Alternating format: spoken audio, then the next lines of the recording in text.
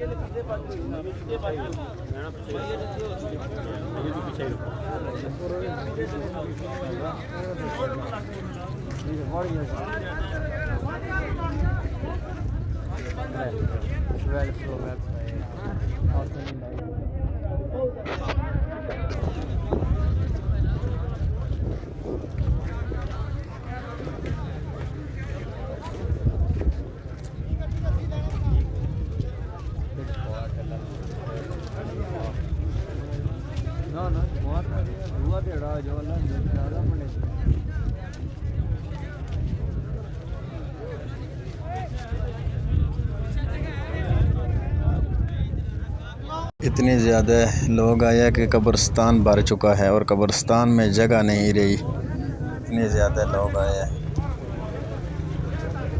नमाज जनाजा पढ़ने के लिए। रोड भर चुका है और जगह भी नहीं बची, बिल्कुल जो है ना, गाड़ियाँ भी है और कब्रिस्तान में भी जगह नहीं है। लोग अभी रोडों पे नमाज जनाजा पढ़ने पर मजबूर हो चुके हैं और दुआओं की दरख्वास्त है और अपना ख्याल रखना बहुत बहुत सारा दोस्तों, और वीडियो को ज़्यादा से ज़्यादा शेयर करना और इंशाअल्लाह बहुत जल्द वीडियो लेकर इससे अच्छी लेकर आऊँगा।